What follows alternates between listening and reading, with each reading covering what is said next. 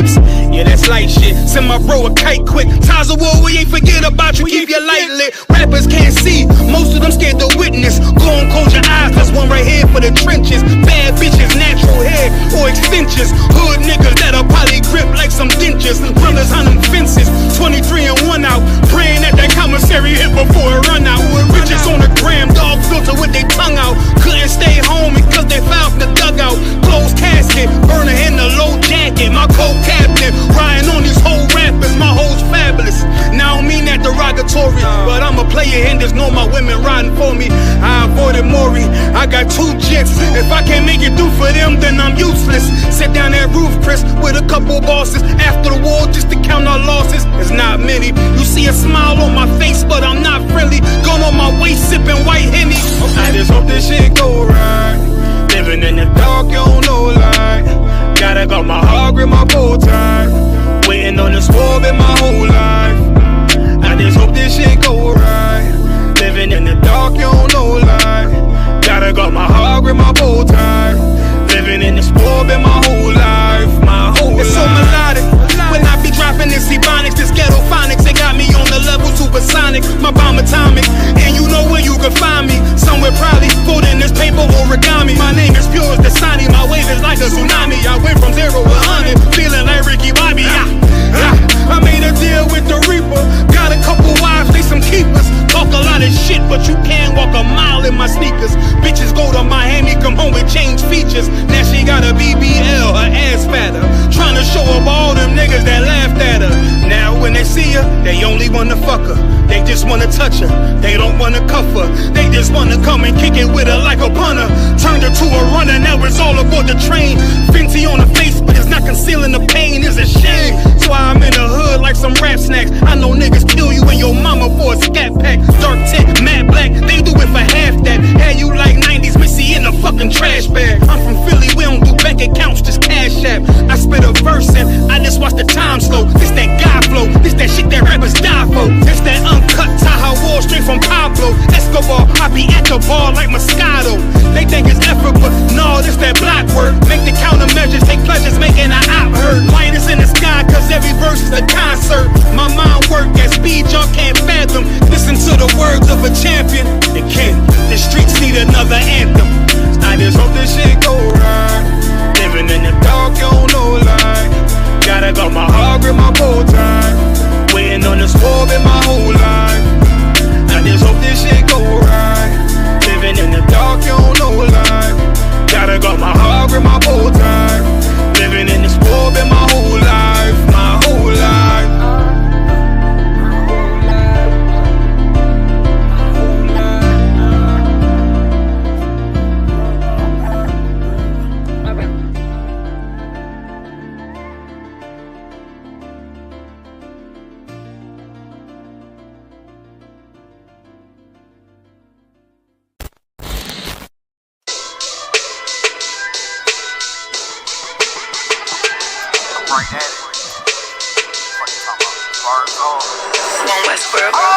Hear the hunger in my voice, they used to tell me to speak up. The problem was of what I was saying, they couldn't keep up. Instead of moving around with some patience, they tried to speed up. It got colder than a bitter bitch, found me a way to heat up. What's a favor for a favor if we all didn't make it? Kept it 100 with everybody, but they just gon' change. I ain't get caught up in the hype, cause I ain't feel like I made it. Couldn't picture me here now, but here's your moment to frame it. And I ain't never understand that self-entitlement spirit. I felt your vibe, I don't wanna get near it. Before I made the appearance, I took a second, took a look in the mirror. This God, Lord, the only thing that I fear. Y'all got me fucked up. It's all passion, it's tradition, it ain't fashion. It's no action, they make threats and it's still passive. I think massive, no respond, that's still tact. Y'all should quit rapping. Cheap shots, I'm cinematic. I ain't average, I'm an overthrow fanatic. How I go, you lose and win like asthmatics. I got first, that's automatic. I'm the best in my division. In the ghetto like the pigeons, in the hood like the engine. You a bird for that chicken. I don't fake split decisions cause my mind made up, nigga. We in the end of time, but my time ain't up. Now when I was young and running wild and wide-eyed like a cabbage patch, I had to get it as vivid, adapted to my habitat. It's certain shit I won't do, certain shit you can't prove. My shit sound like a payday, yours like more when the rent. If I had $1 for every dime you counted, I would be broke. Watch it be close, got a better chance, boxing the ghost. And they know I'm raw, and they know the spot, and I'm feeling lost, still in charge. I don't make it follow, I follow the law. Standing tall like they hear on Mars. I just got a call from my bro, he buying I'm the boy, told me let it off. Niggas lying for some cat, I got a different line in me. Everybody intimidated, I got that glide in me. You can focus on them dimes, I'd rather keep my nine with me. Help me get this off the ground, just know you won't fly with me now. I try to make the news, I ain't playing by the rules. I've been trying to play it cool, but that ain't gon' be the deal. Y'all out here looking like fool. Home and truth, I ain't never had to choose. I'm trying to get beamed up, man, y'all try to make the news. I ain't playing by the rules. I've been trying to play it cool, but that ain't gon' pay the bill. Y'all out here looking like fool. Home of the truth, y'all ain't never had to choose. Trying to get beamed up, man, y'all try to make the news. I ain't playing by the rules. I've been trying to play it cool, but that ain't gon' pay the bill. Y'all out here looking like fool. Home of the truth, y'all ain't never had to choose. Trying to get beamed up.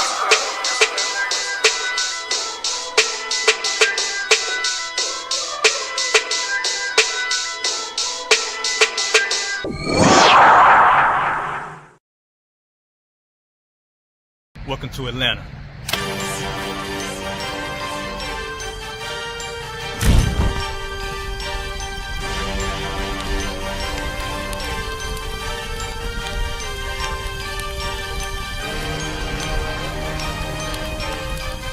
Christ is Officer 5000, Jeremiah, the camp leader of Atlanta. Passover 2025, starting April the 9th, we got the lamb slaughter. April the 10th, we got General Muhammad's class. April the 11th, we got the black party that's gonna have the Hebrew graduation.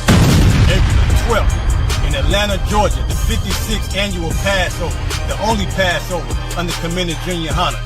Our great and holy King has honored us for turning our lives from the darkness to the light, man. There's no greater gift you can receive than to wake up to the truth and then commit your life to saving your brothers, man. Looking in their eyes and seeing their faces and seeing what they've suffered and what they've gone through and seeing the end of it, man. It is a guaranteed seat in the kingdom of heaven, man. So in the name of our King Yahushua, we dedicate us another Passover of brothers and sisters' lives being saved. April the 13th, we got the Feast of Unleavened Bread.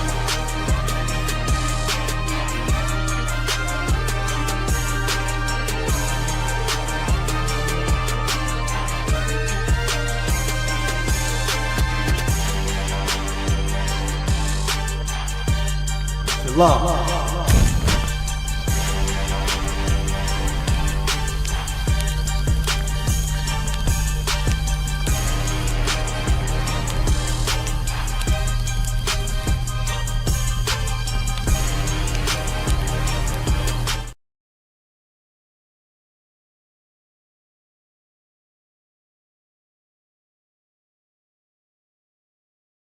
Hey, listen, brothers and sisters, man, if you like what you hear, hit the subscribe button, man. Subscribe to this channel. And also, please, go to ISUPK.com and pay your tithe.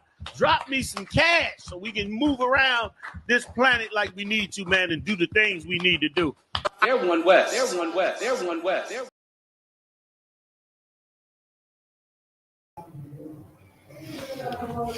All right, shalom. This is the I.S.U.P.K. I'm the Commanding General Yohana. Started out at 125th Street, Harlem in New York.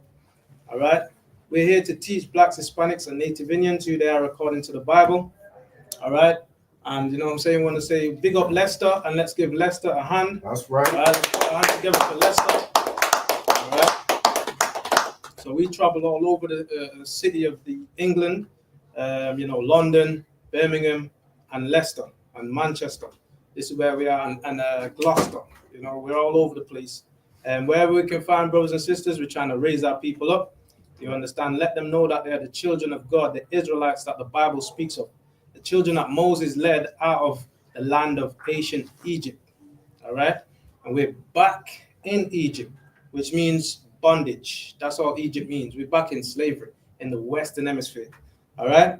So what I want to touch on is Deuteronomy 7 and 6. This is for our people. All right, Deuteronomy chapter 7, verse 6. All right. Because the Lord has chosen a people. All right. And the Lord didn't choose everybody. All right. The Lord has got a specific group of people in this earth we loves and care for, all right, daily. And those people are suffering at the hands of everybody else. All right.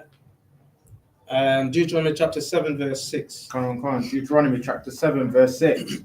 For thou art an holy people unto the Lord thy God. The Lord says, we're a holy people. This is not all nations is holy. This is thou art. The same people that Moses led out of ancient Egypt, the Lord is talking to those people. Now, those people didn't disappear off the face of the earth, right? Meaning the descendants of those people is still in the earth still give me the word. Generating. Still generating. We're still here. We're still here, right? Because we're generating. All right, we're still having children. That bloodline is not gone anywhere. It's still here. It's sitting in the seats right now. And in Leicester, walking around, not understanding who we are. Read that from the top again. For I'll walk on your rack. So it's like a question from General Kubala Math. He says, what city is class today? Leicester. So we're in the city of Leicester today, General. General Kubala. All right. Okay, we're good? Also in Christ. All right. So read that for me again, Babu Kashar. Deuteronomy chapter 7, verse 6. For thou art an holy people unto the Lord thy God. So the Lord says we're holy, meaning separate, special, separate. We separated to Him, right? Not like everything is common, right? You got the common fall. Nobody wants a common fall. They want the battery ones that's growing in the cob and the white chip fall, right? The common one is no one wants a common fall no more, right? They want the KFC one, that big fat growing in 6 weeks one. Shalom, sister. All right. For thou and holy people unto the Lord thy God, we've seen separate unto our God. Read on. Come on. The Lord thy God hath chosen thee to be a special people unto himself. So the Lord chose us to be special to himself. So he didn't choose everybody, because then it won't be special if everyone is chosen, right? It won't be special. The Chinese are chosen and the Africans are chosen and all the nations are chosen, then there won't be a special people. But the Lord has a special people. Out the earth, he created all nations, but he chose a particular group of people, and he calls these people special. These are the children that descended from Abraham. The covenant was made with Abraham. Then to Isaac, the covenant was made with Isaac. Then to Jacob, the covenant was made to Jacob. So when Abraham died, the covenant shifted to Isaac. Isaac is still alive. Then the covenant, when Isaac died, then the covenant shifted to Jacob. Jacob had 12 sons. They are the patriarchs of the children of Israel. Right? So let's say Abraham, Isaac, and Jacob is the patriarchs of the children of Israel, right? The fathers, so to speak, right? Of our forefathers. These are them. Read on. The Lord has chosen us to be a special people unto himself. Read. Above all people. What? Above all people. So the Israelites, that's blacks, Hispanics, and Native Indians today. Because what happened, we lost our heritage. We didn't know we're the Israelites until we started to understand this Bible. And the Lord showed it to Commanding General Yohanan the 7th heads rather, in 1969, which passed it down to Commanding General Yohanan, right? And now we understand this Bible now. All right? So the Lord is setting up prophets in the earth again in these last days. We're the prophets. All right? We're not just some guys on the street corners. We're the prophets now. We stop smoking. We stop eating pork. We stop, whatever we used to do and that's unlawful. That's against this Bible, we've stopped. And now we do what the Lord requires. All right? We don't keep Easter and Christmas and Valentine's Day and birthdays. We don't do those because those are against the Lord. Right. So now we keep what the Lord has in this Bible. Now we got a feast coming up called the Feast of, which one is it? Purim. All right? We got the Feast of Purim, which is on March the 13th and the 14th this year. We got the Passover, which is same from the days of Moses in the land of Egypt. We got the Passover coming up on the 12th of April this year. All right, that will be the Lord's 56th annual Passover. All right, this is when we've been keeping it from. This is after captivity. Now we're coming back. See, that's what's happening now. All right, the Lord is awakening our people. Read on. Above all people that are upon the face of the earth. So we're a special people. above all people. This we didn't make it up. This is what God said. God said this. The Bible, the Holy Bible, holy means separate, special. You can't mix this with any other book. You can't taint this book. You understand? This message, the history, the culture.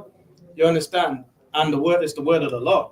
You cannot twist it. You cannot mess it up. It stands forever. Even when we come and live and die and pass away, these words are still going to be here. And that's why we have to teach them diligently unto our children from generation to generation.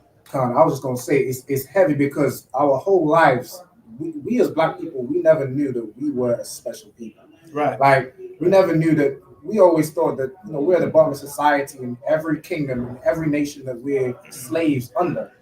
We never knew that we were actually the special people that God chose. Right. We always look up to the white man. They give us the white image of Jesus, but the Bible says that we are those special people. It's heavy because as black people, nobody feels like they're special.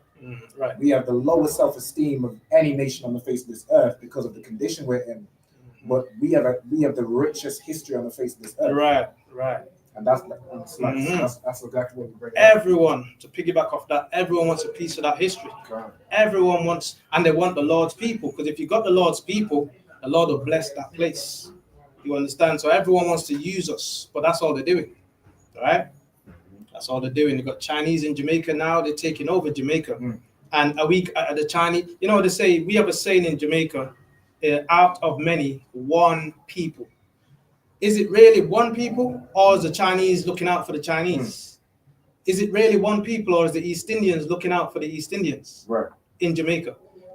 Black people are suffering. Any nation goes in Jamaica, they take for their own people and they look after their own. But when it comes to us, we say out of many one people. Meanwhile, we're at the corner selling some peanuts. You know what I mean? That's sufferation. Right? And we have to struggle to do those things. And that's to send your children to school.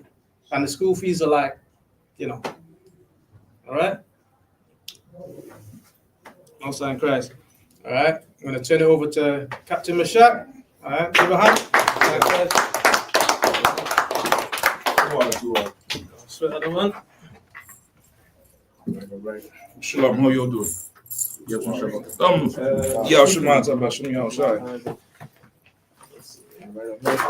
Zachman, you want this one? Yeah, I can go. Appreciate that. So, where you was at, Zachman? So I was just going over Deuteronomy 7 and 6. Okay. So there was a question? I was just going through who we are as a people. Okay. Did you all have any questions? At all? No? If you all had any questions, anything you all want to explain, please let me know, all right? Anything you all want to explain, any question you've ever had, please let me know. Please say it. We take any questions at all. Come on, move this side. Go ahead. Oh yeah, go ahead. I got the microphones too, all right? Go ahead. I was gonna say, Slag, if I could, we had a question from Thursday that we had to go into because of the time. Okay. We had a question from Sister Shara Pa. She asks,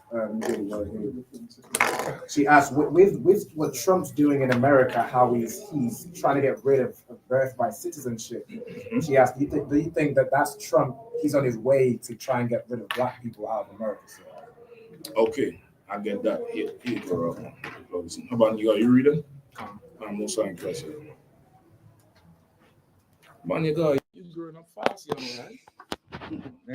It wasn't a few months ago. Baniga was young brother in school. You know what I mean? Well, yeah, just make sure this part facing.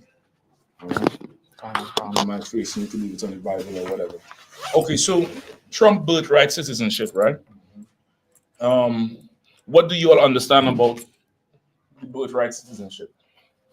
All phones on vibrate too, all right? Okay. What do you all understand about it? You may have to Google it and see. If I could, sir. Yeah, go ahead. I've seen a class, I believe it was Blackwatch that General Yohana did. And the birthright citizenship. Commander Johnny Yohana, sir. It's lucky. And birthright citizenship was actually, it's in the Constitution, right? It's put in there because of the slaves. It's an amendment. I believe it's an amendment. It's the 14th Amendment. All right, you could look it up. It's called the 14th Amendment. You know, the U.S. Constitution is a whole list of rules and laws and codes that is the fabric of the society. It's the foundation. Everything from there springs from there. So that's why they say it's within the constitutional right, or it's against the Constitution, which is their framework of laws, right? So now the look up what the 14th Amendment says. Let's look up 14th Amendment. Is it coming up? If you need me to grab it, I can grab it. Is it coming up? It should come up right away. Did you type in 14th Amendment? No, 14th Amendment. That's all you need. Go ahead. The 14th Amendment to the United States Constitution was adopted on July the 9th of 1868. Right, 1868, because slavery was in America was abolished, I think, in 1886. So what about 12 years prior to the abolition of slavery in the Americas, they had the 14th Amendment, which was a change. All right, go ahead. As one of the Reconstruction Amendments, usually considered one of the most consequential amendments, it addresses citizenship, rights, and equal protection under the laws, and was proposed in response to issues related to the formerly enslaved Americans. Right, because all that time you had the slaves being freed at different parts. And we know that the slaves were free, they had to find a place in society for the slave. When before the slave was property like a chair or a table, now this is, you have to recognize this as a person, or else somebody could just kidnap them and force the slavery back on them again. So in the Reconstruction, meaning how they was going to redo the fabric of America, they added this 14th Amendment. Right, go ahead. Following the Civil American War, the amendment was bitterly contested, particularly by the United States of the defeat Confederacy, which were forced to ratify it in order to regain representation in Congress. The amendment. Read that part again, so I know who they're talking about. I think it's saying the Confederacy was against it. Go ahead. The amendment was bitterly contested, particularly by the United States of the defeated Confederacy. Right. The Confederacy is that the Confederate Army was the southern states, Virginia, the Carolinas. It wasn't North and South Carolina at that time, I believe. It was just the Carolinas, Georgia, Mississippi, you know, all those southern states that comes to mind with slavery that we know about. They contested it. They didn't want that 14th Amendment because it means they would have to treat the slaves like people. And they didn't want to treat the slaves like people. The part that won, which I think was the Union, they was the ones putting it forward. Go ahead. What's up? Yeah. What's up, bro? Which were... Just undo the damn thing, you take it slow. Never let it make noise and make noise. Go ahead. Which were forced to ratify it in order to regain representation in Congress. Right. They had to enforce it to gain representation in Congress. For the South or the Confederacy to be accepted by the government, they now had to, you know, take it on in order to even come into the congressional meetings. So come and sit here, you have to accept it. And that's how they, you know, push it through. Go ahead. The amendment, particularly, it's the first section in one of the most litigated parts of the Constitution, forming the basis for landmark Supreme Court decisions such as Brown v. Board of Education. Right. So that amendment, like in America, there's a few landmark cases that affects all of America. For Black America, Black and Brown America, which is, you know, the Negro, the West Indian, the Latino tribes, the Haitians, the Brazilians.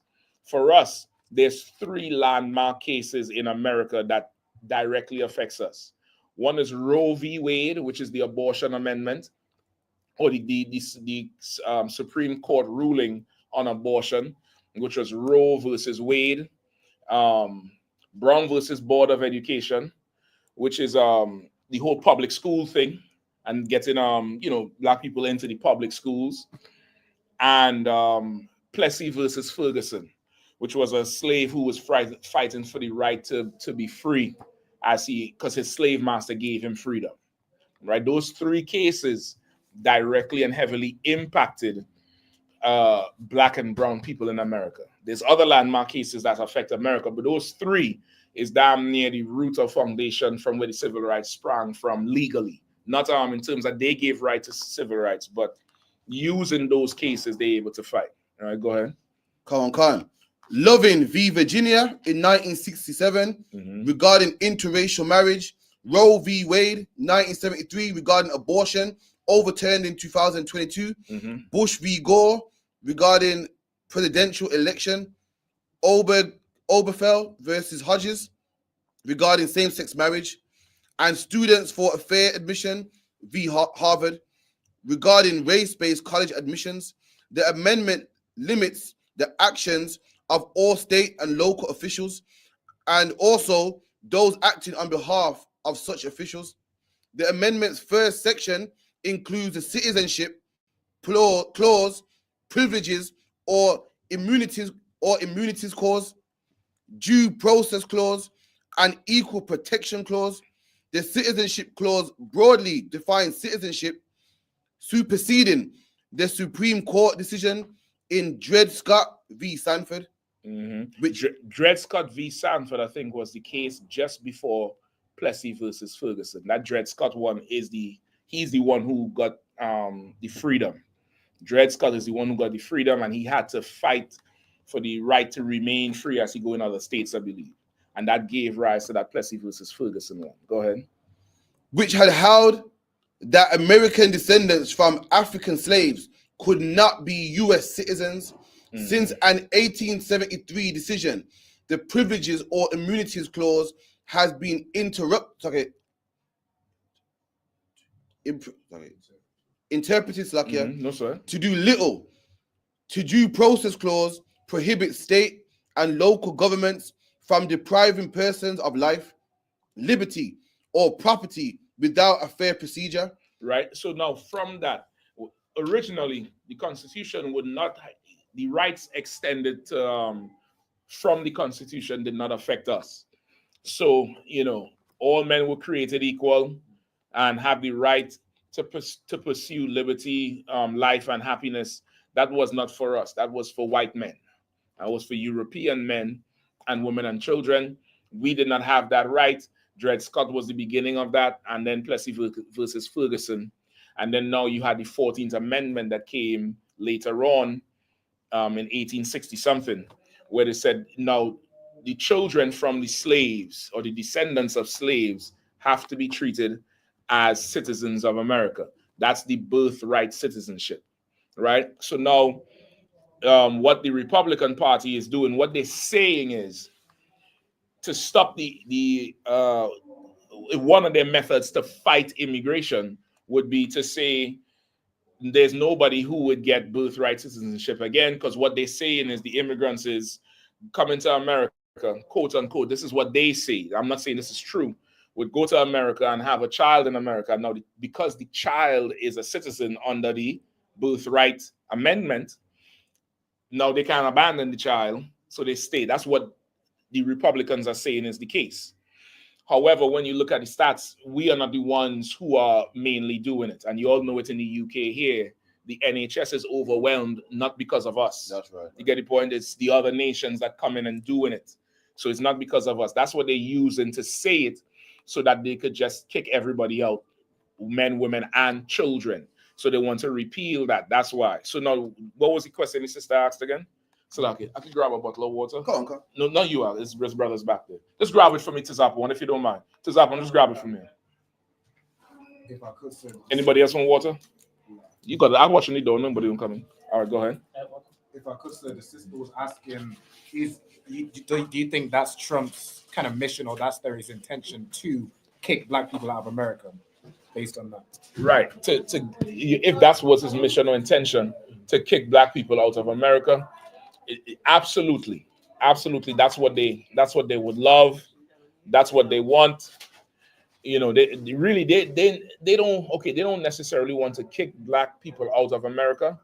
What they really want is the ability to make us their slaves again. You understand? So because none of these countries could function without us, whether it's America, whether it's Britain, whether it's France, whoever has us as a colony, or you know, are able to oppress us, there's a benefit from them oppressing us. For instance, if they get rid of us, who's going to take care of the granny and their pappies? We the ones who in there, you know, taking care of the elderly. We the ones who in there babysitting their children. We the ones who in there teaching them how to play sports. We the ones who in there teaching them how to sing. We the doctors, we the nurses. We in their militaries fighting their wars. What they want to be able to do is make us do all of that for free at their beck and call. They want to return us to that slave force labor where we have no rights to do anything. And that's how they say they want to make America great again. Right. Making America great again was when we had no rights and we were their slaves and they were the slave masters, and they enjoyed manifest destiny. They enjoyed being in charge because they think it's their destiny to be in charge, and they could just, you know, rape, kill, thief, steal, murder whoever they want, how much they want, and nobody would hold them accountable for it because they're doing it to someone who's not a person, someone who is an animal, somebody who is who is seen as cattle. Like how you could sell a cow and you could make a cow work. You know, you don't care if the cow tired. You'll give it a water break or let the cow eat, but you ain't really care how the cow feel, if the cow having a bad day or not. That bull had a plow. Just plow that field, bull. And you know, guard dog, run them sheep, and you know, work until I say you rest. Like that's what their ideal situation would be for us. And that's what they're trying to set up for. They're working hard at it. It's no longer a theory for these oppressors. This is very much a reality. Looking at Donald Trump, looking at that Elon Musk, who he has in his cabinet, looking at all the executive orders they made, looking at what is going on with Britain, looking at UK, looking at Russia, you could see everything is gearing towards that what they're trying to build there, right? They're really trying to pattern after Hitler. That's really where they're going. They want that pure race that they think is superior, right? Now, this is my question to you. Where is that in the Bible? That there is in the Bible. Where is it? What you live in today is biblical prophecy. It's absolutely in the Bible.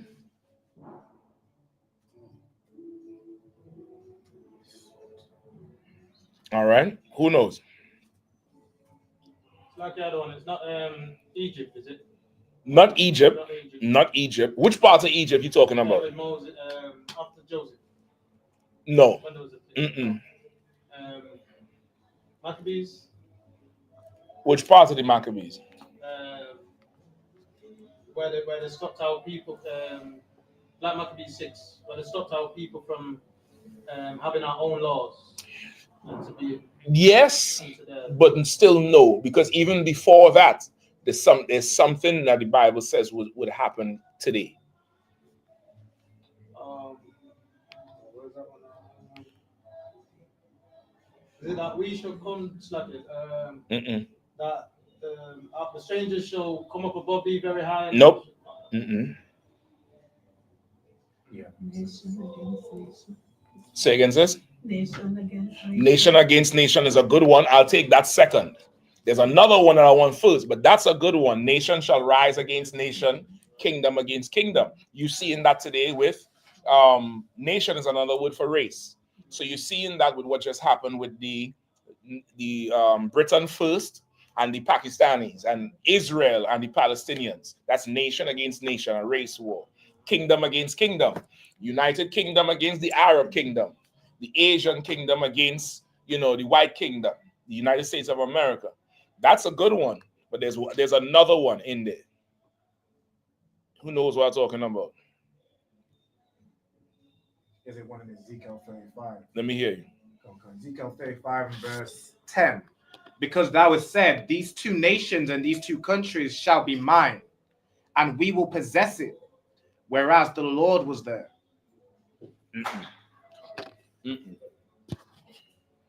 There's definitely another one. Get to you for time's sake. Come on. Psalms 83. I'll take that to explain it. Psalms 83 is definitely to explain it down. There's another one. All right. Give me Isaiah 13 and 14.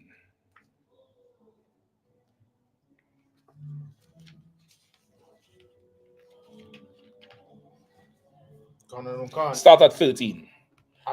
Isaiah chapter 13. Yeah, let's get his mic up right here. Go ahead. Chapter 13, verse 14. And it shall be as... Start at 13. Oh, Isaiah chapter 13, verse 13. Go ahead. Therefore I will shake the heavens, and the earth shall remove out of her place. Right? The Lord said, I will shake the heavens, and the earth will remove out of her place. The heavens here is not talking about the sky. The heaven is a condition. So the heavens would be those places that's high and powerful in our kingdom. The governments, the rich of how the rich live. They would be the heavens, and the Lord is shaking the heavens right now. He also, Joe Biden's son is a crackhead, and he loves prostitutes and have these orgy parties and committed a felony. That's the president's son. You get the point? The Lord is shaking the heavens, the entertainers. The Queen of England, her son was what? A rapist? Or her nephew or something. He raped her son, raped some woman, and they paid him royal money, paid the woman royal money to drop the case. The Lord is shaking the heavens. In times past, you and I would have never heard about these cases. They would have never brought that out. But now the Lord has orchestrated it so that we're hearing about it. And it's true and it's validated. That's right. The Lord is shaking the heavens and moving the earth out of its place. How things used to be is not how they are now. That's right. It's the whole thing is out of place. Go ahead. In the wrath of the Lord of hosts, and in the day of his fierce anger. Verse 14. And in the wrath of the Lord of hosts and in the day of his fierce anger. And we in that day. We in the day where the Lord is angry right now. In his fierce anger, the Lord is starting to visit this earth. He's visiting this place. He's shaking up things. Go ahead. Verse 14. And it shall be as the chaste roe. Chaste roe. And it shall be as the chaste roe. Right. A roe is what? A deer. Right? Or some type of animal like that, right? Yeah, deer. A chaste roe, meaning what? You ever try to chase a deer? The longer you chase, the further the deer get away because it runs so fast. It shall be as a chaste roe, and that's how people are today. People are chasing something that is progressively getting further and further away from them. They don't know what they're chasing in the first place, and they can't catch it. It shall be as a chaste roe. Who keep reading? And as a sheep that no man taketh up. And as a sheep that no man could take up. No man could get this sheep. Every time you put your hands around it, gone again. And that's what people are looking for today. They're groping in the noonday. They can't grasp what's going on. That's how it shall be. Go ahead. They shall every man turn to his own people. They shall what? They shall every man turn unto his own people. They shall what? They shall every man turn to his own people. They shall every man turn to his own people. At one time, the earth was a big melting pot. Everybody loved one love. Call about a one heart, one love. Yeah, all that nonsense is gone. Bob Marley sang nothing but for white people. He was a white man. He was the son of a white man. What he did, he grew up being a reject from his own people because his father was a white man from England. His father's people rejected him. He has a whole family in England that rejected him. He came to England when they was beefing with Peter Tosh and them to get money from the family to continue making music, and they rejected him. So he stayed with us and stole the essence of the tribe of Benjamin. He stole our music, stole our culture, and of course, the original was Bob Marley and the Wailers. The Wailers wasn't his group. That's Bonnie Wailer's group. Peter Tosh teach him everything he know, but yet still, every beast love his kind. So the white producers favored Bob Marley over everybody else because Bob Marley sang something that white people could resonate with, which is let's love each other after you done beat me for 400 years. You know, let's come together and feel all right after you done raped my 4 parents and lynched my mothers and set them on fire.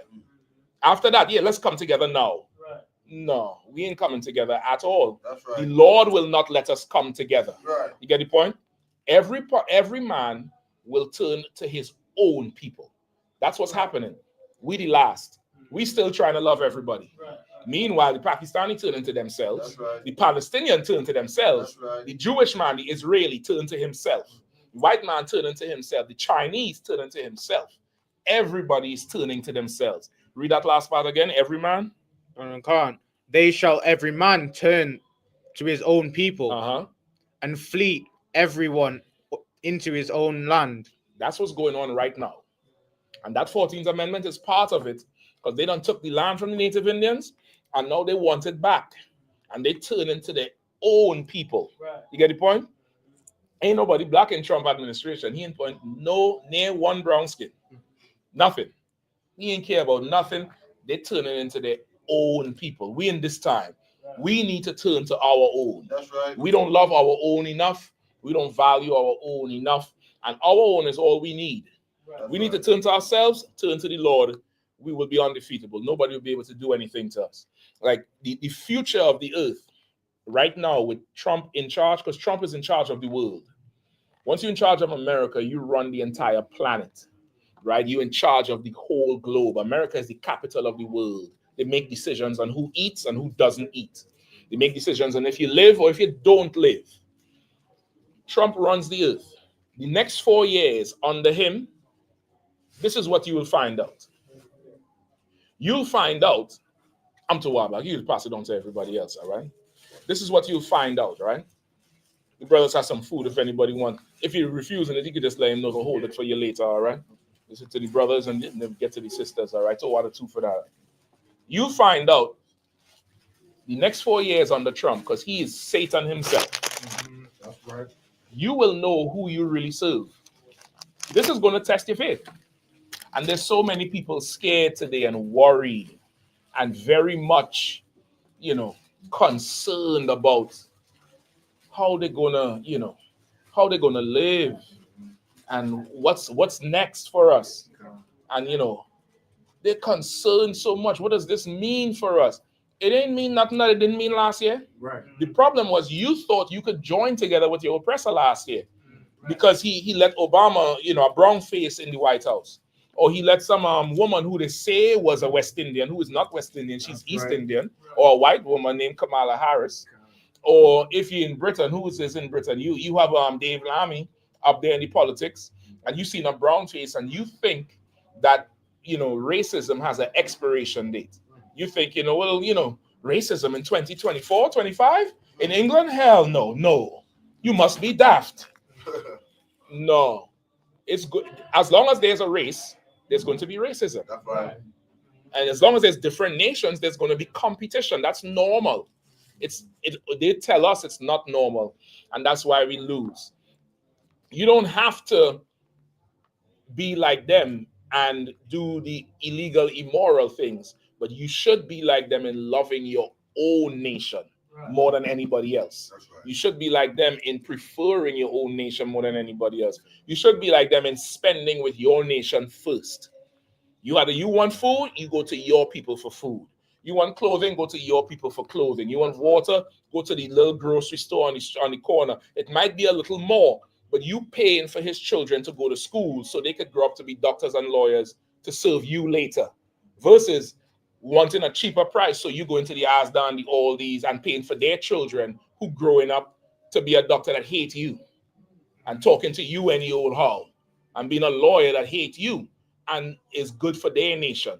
Like, we have to start to prefer each other. That's right. And we don't know how to prefer each other. And that's why the Israelite school of I.S.U.P.K, we follow Christ. Man, Christ teaches us how to prefer each other. That's right. Even if in the beginning it's expensive and it's hard, over time you'll have a nation.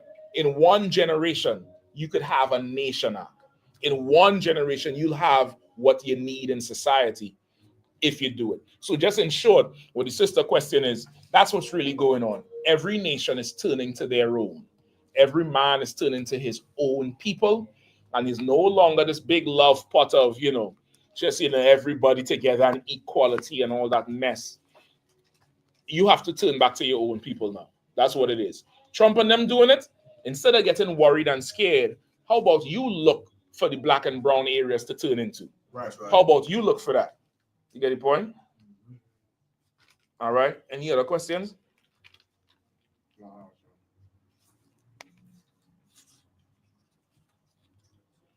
All right. So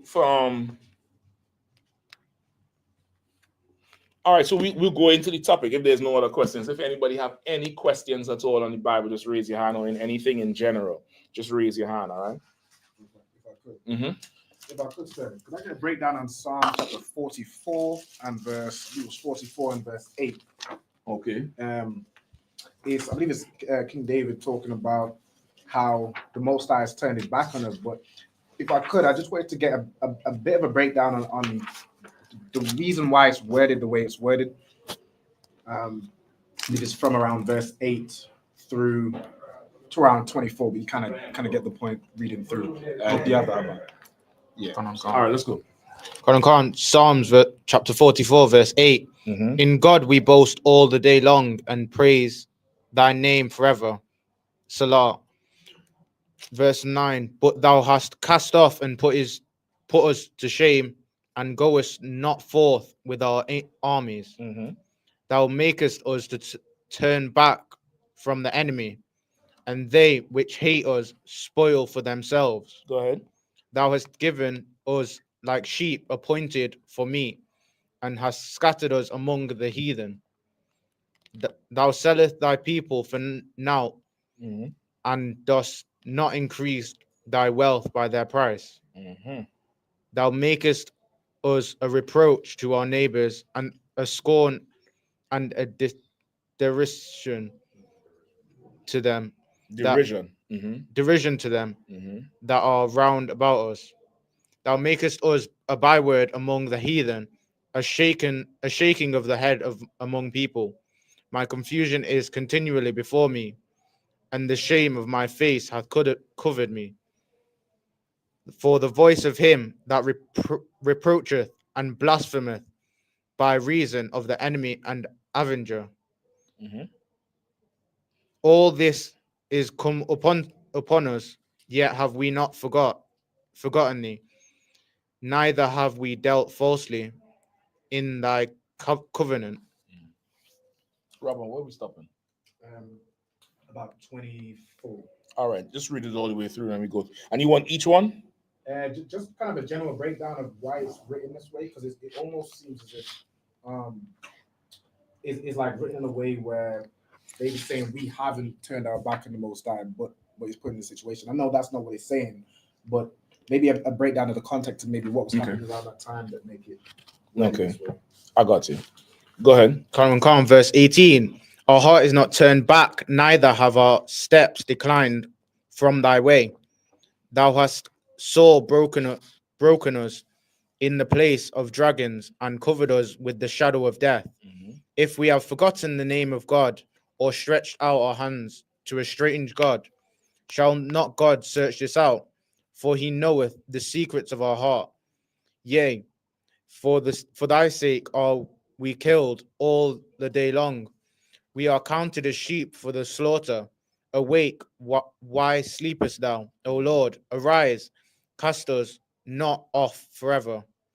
Wherefore hidest thou face, and forgettest our affliction and our oppression?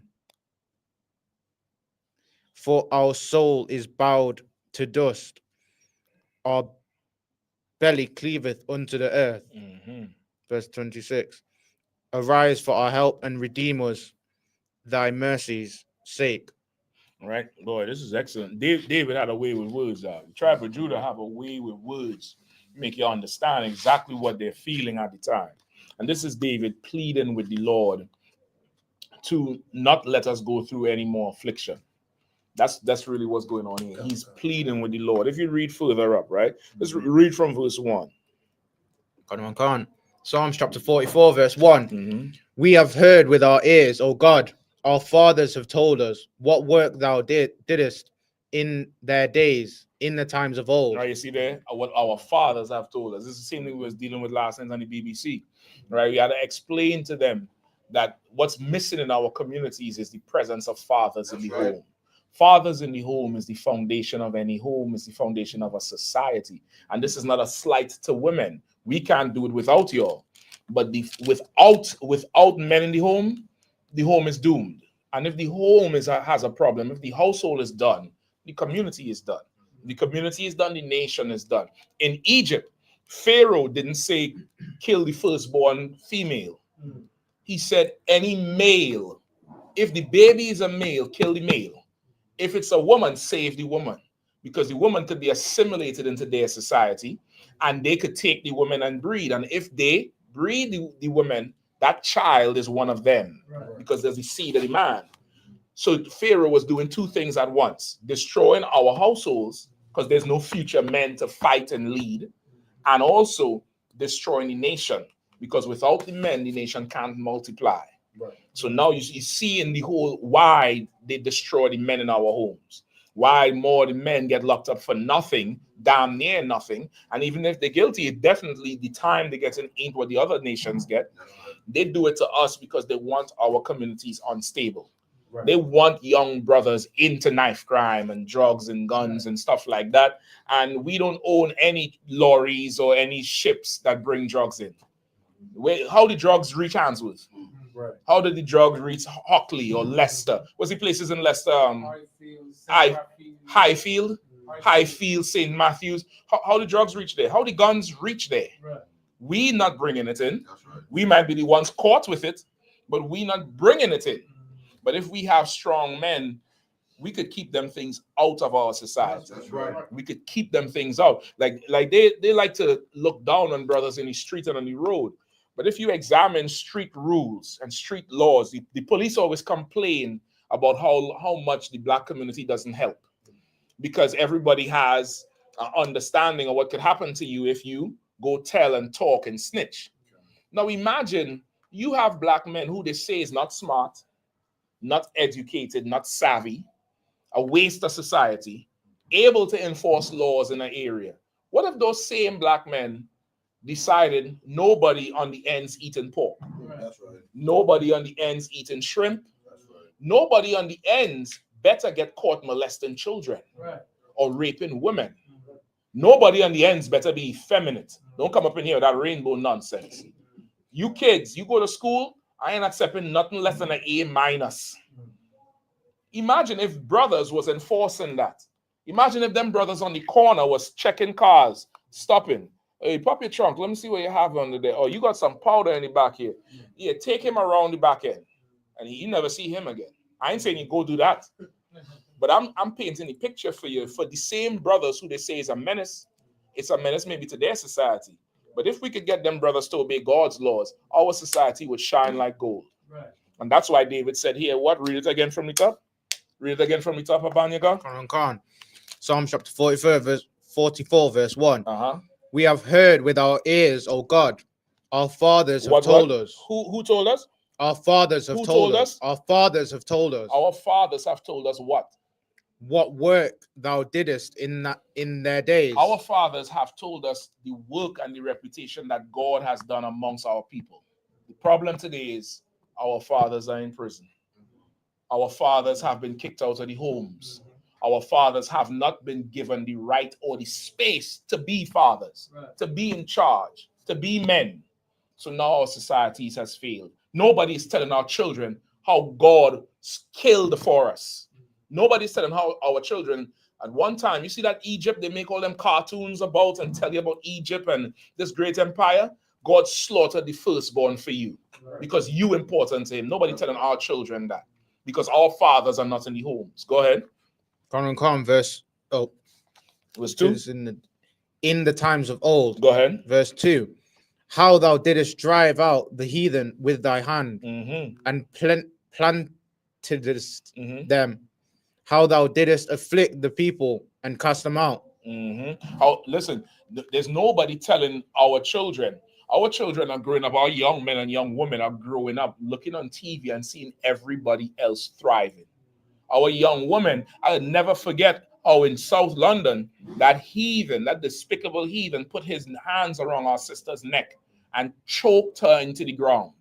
Over what, hair? You all remember that? They showed it on TV with some East Indian. He in the shop, he think the sister stealing. She come to exchange the hair. He decides to put her in a chokehold. Now, this is on our ends. They're in our neighborhood selling us our products. That's right. You needed your father to tell you what? Read it again. Verse 2. Verse 2. How thou didst drive out the heathen with thy hand and plantest them. How thou did afflict the people and cast them out. We needed strong men to tell our people, you turn to the Lord and the Lord would cast out these heathen from the ends. Right. That's right. You put strong men in place.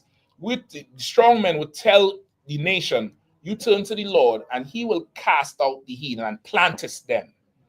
He'll put them somewhere else. Or put them in what is the plant? Come on. To put something in the ground, Rabban. Lord called David say, you need a man to tell you how the Lord planted them. I think I'm gonna use that from now. Okay? Better back up off of me before I plant you. Before I plant you somewhere in a field, you'll fertilize the flowers out. That's what needs to happen. Like they need to know that we don't need a standing army, even though we should have one. But we need to know that there's a power that nobody can fight, who will bring plagues and death to you. You get the point? Like the Lord could bring, so much things that would just destroy a nation. Go ahead. Come, verse 3. For they got not the land in possession by their own sword, neither did their own arm save them, but thy right hand and thine arm and the light of thy countenance, because thou hadst favor unto them. Read it one more time.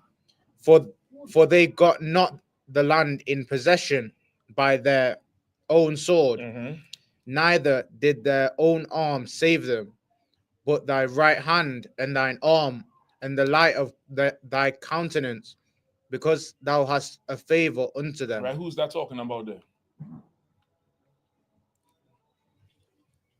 Who knows? That the Lord having a favor unto them. Unto who? Unto us. Unto us. Like, so he's saying it, like he's saying our fathers told us how the Lord was against the heathen who came up against us, and also he was with us because we got that land not by our own might, even though we had mighty warriors in the Bible, even though we had a nation and an army, but we didn't get that land he gave us by our own. We didn't not by our own sword, but we got it because the Lord had favor unto us. Right. The Lord loved our people, and the Lord still loves our people. That's why even in the ghetto, in the dirt, in the muck, on the barrios, on the reservations, in the hood, on the ends, we still shine bright like gold more than them. We still command fashion. We command style. Our language is what England speaks today. Right. You hear them talking about on the news about, this is they might make a joke and say, oh, he's the up. That comes from us. That's right. Talking about swag and fly and this is lit. That language started in the ghetto that you don't like. Right. The way we dress comes from us. Listen, I'm gonna give you one more. I'm gonna come to you, Cap. You see now these white women going in the gym and eating to get what we call thick. Right. I remember a time white men would call them lard butt and saying you're too fat. Our women's shape gave them self-esteem because our women look good. Right. The curves and the thick lips and the bosom and the curves of the hips. Brothers, look at that and be damn. Come on, sis, come on. Let me talk to you. And white women who look like that in the white society were shamed. White men don't like that. White men like their woman looking like a 12-year-old boy. They like their woman where you could see the ripples in your backbone. If somebody who is not fed, you can see the bone coming up. That's how they like their woman. But because of how we are, we make everything look good. Now you have white women wanting to be thick. You see Adele? You see, you know that singer Adele, right? You see Adele, and she comfortable in that size now? Yeah, and guess who she with? A black man. Like, we make everything acceptable for them. Without us, they wouldn't have nothing. Go ahead, Cap. Yeah, what Hand you him the saying? mic there. Yeah, what you're saying is heavy because we even mispronounce words because of our accent, and now it's official. Like people say ting nowadays. Oh yeah, that girl over there, that goes up a painting, or she's like ting is not a thing no more. It's Right. ting, it's Ting official. is You don't say brethren. You say whether you're white, black, Chinese, it's my brethren. My brethren. We mispronounce words, and they like it. It's style and fashion. The way we talk, everything about us is such the spirit of the Lord, because the Lord is with us. The Lord favors us. And just like any father who does not have his children, the Lord is angry at. He wants his children back. And not only does he want his children back, he wants his children to love him. That's right. Like any father, there's no father who doesn't love their children. Even the fathers who not in the homes. Let me tell you, children, something out there. What the white man did to us was very diabolical. He done separated our families, and he done convinced our women to go against the men. And more in a lot of cases, women poison the children against the father. Right. Your father is not in the home because he don't love you. Your father is not in the home because the white man is the devil, the Bible speaks of. Right. Your father is not in the home because your mother, she's not the best person to be in charge, and she believes all his propaganda, and she thinks she can use you to control your father, and your father is a man. He'll not be controlled by anybody but God. And rather than stay in the house and be belittled and emasculated, he will leave. He will leave for his own masculinity. But his heart is torn because he doesn't have you. He wants his children. He wants his family if he could have it. But there's no man on earth that doesn't love their child, and that comes from God. God loves his children, and God would bring plagues. People look at earthquakes and floods and say, damn, oh God, how could you do this? If your child was kidnapped and you couldn't see your children, and then when you see your children look like somebody else and calling themselves somebody else's name, and then say, you not my father, the Arab God is my father, or the white man God is my father, you would tear up the place too. That's right. You would tear the place down too. So when you see the Lord bring earthquakes and plagues and famine, just know that's a parent who wants his children back. Right. And he'll not stop shaking the place until he gets his children back. Let me get some more. Verse 4. Thou art my king, O God. Command deliverance for Jacob. Through thee we will push down our enemies. Through thy name will we tread them under that rise up against us. And that's how we are. We follow after Christ, man. And Christ said, man, you trust in the Lord, brother. The Lord will become an enemy to your enemies. The Lord will become an adversary to your adversaries. And through him, brother, we did many works, and we'll trod down our enemies through the spirit and the reputation of the Most High in Christ. And we go from city to city, nation to nation, country to country without fear, because we operate with the Lord. We obey the Lord. So whatever Trump wants to do, I don't give a damn. I don't give a. He could deport us to all one country. We'll build that country, and it'll be the best country in the face of the earth. Right. How do I know? Because we built Britain, and Britain is the United Kingdom, big bag UK. We built America as the most powerful country in the face of the earth. You want to lock you up? Guess what? Just lock me up with a Bible. Right. Just put me in a cage with more niggers and spicks and wetbacks and a Bible, and I'll raise an army in prison. I don't care where you put us, and that's where we have to go. Don't live in no fear, man. You're going to fear executive order. You're going to fear some 76-year-old man. Old man? What can he do to you but put writing on a piece of paper? You could go have sex with a black woman and create the fastest man on earth. That's right. You could go have sex with a black woman and create the most beautiful woman on earth. You could make children that will surpass everybody. What he put on a piece of paper, how could that bother me? That's right. In fact, he's writing the paper because of what could I do. He's the one that needs to be afraid. That's right. Not you. You trust in the Lord. Now, for the next 4 years, I'm going to see how much of you all really trust in the Lord. Right. I'm going to see how much of you Christians and you Muslims, where your God going to help you. I know my God going to help me. That's right. I know he going to stand with me until death. Keep going. Verse 6. For I will not trust in my bow, neither shall my sword save me. Right? I will not trust in my bow or my sword. The bow for the bow and arrow. And the sword. Like what we do, we don't trust in our arms and what people carnal in the world think. Like, numbers and, weapons, and I don't have this. David killed Goliath with a sling and a stone. That's right. A sling. And really, he just killed Goliath with heart. He wanted to go out and then do it, and the Lord did it. So it don't matter what you have.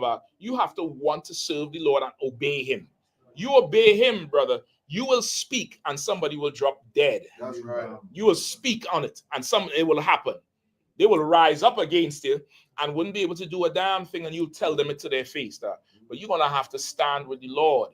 If you're worried about Trump and executive orders, or Keir Starmer and Brexit and the EU, or the Palestinians on the top of your street that want to convert you to Islam, and because it's 100 of them and one of you, you can't tell them, go throw that rock in the river they worship. If you can't do that, brother, then you're going to be a punk to these slaves and sisters. You're going to be there. You're going to be a slave to these oppressors. But if you stand with the Lord will make all of them serve you. That's right. He'll make them all serve you. Let's keep going. Come on. Verse 7. But thou hast saved us from our enemies and hast put them to shame that hated us. Come read that again. Huh? But thou hast saved us from our enemies and hast put them to shame that hated us. Like they hate us, and there's no question in that. They absolutely hate our people. Our people in England, I'll never forget, the brothers told me the story how in England, just after the Windrush generation, where those white cops used to do something called packy bashing. Right? Everybody know about that. And our men would go out there and fight the cops for them. Now that is some hero shit. Give those soldiers a hand, brother. That generation of black men that sought, say again? Oh, you was one of them. I was one of them. Give him a hand. The older brother in Leicester right here. You mind we put you on camera? It's okay. Listen, just turn the camera. Let the nation see. Cap, if you don't mind, you could do it. No sweat. Or if you're on TikTok, show it on TikTok too. Just show the both of them. Right? This is one of the brothers here who came from that generation that would go out and fight the cops on behalf of the East Indians and the Pakistanis. Yeah. Now, since you did that and put them in a certain position, now they're in position. Yeah. Do they do the same thing for us? No. No problem. But God sees it though. God saw what you did. That's right. And God will repay it. Go ahead. And in this here, we had what was called the Black Power Movement. We had an address, and it was the headquarters for our civil rights movement right in Leicester. And this place we have here today is a continuation of that. So the fight has been going on, and the fight is still going on today. Well, that's why we got the African Caribbean Center. Well, now let me ask you this, right? Is their fight still going on? Is there still Paki bashing? No, not anymore. So how come their fight stopped? Yeah. And we still fighting? We ain't fighting the cops for them no more. We just fighting. We fighting so much, we fighting each other. Yes. That's the condition we're in. And that's why we need to separate from everybody. That's right. Because when we come to help, they take the help. Yeah. But they don't say thank you, and they don't look to return the favor. They don't. What your generation did and brothers in your contemporary did and yourself is commendable and heroic. The problem is this earth is too damn wicked and evil to recognize it. Yeah, that's what and they need to recognize it. Just like we saved Britain in World War II. Yes. And our people saved the Americas. Go ahead. Who's just going to do something? Yeah, that's fine. Do your thing. You'll do your thing. Just like the brothers in America, the Judite brothers and the Native Indian brothers and the Latino tribes saved everybody in World War II. They talk about those black soldiers who really stormed Normandy. They always talk about is D-Day? That's what they call it, D-Day, when they stormed the beach in Normandy. Yes. A lot of black people did it and overcame the Germans and the French and all of them. And they don't give us our just due. There was some right here in Leicester on Abbey Park. Go ahead. You know Abbey Park. The pictures are right out there. Right. So when you see, as you walk out there, you'll see some pictures.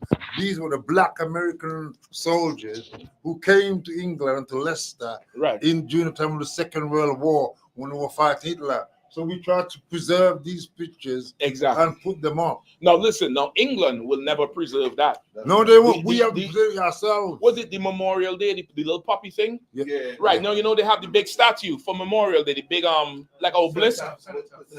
Center what? Senator all over England. Right. Not them all over England, but there's a big one in London that they go to. Yeah. Then there's another one they put in Brixton for the black soldiers. And that thing is about this high. I went and stood next to it. I took a picture.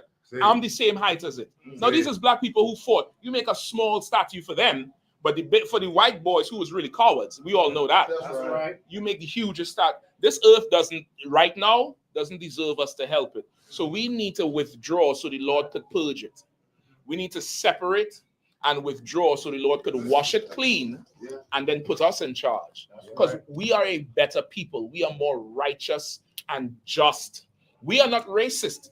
We look at something for what it is. Right. We identify with the Palestinians. Black people is like, man, what they're doing to them is wrong. We don't care about the war. We'd be like, man, look who you're bombing. You're bombing children and stuff. But when they killed Mark Duggan, when they killed Rashawn Charles, where was the Palestinians marching for us? That's right.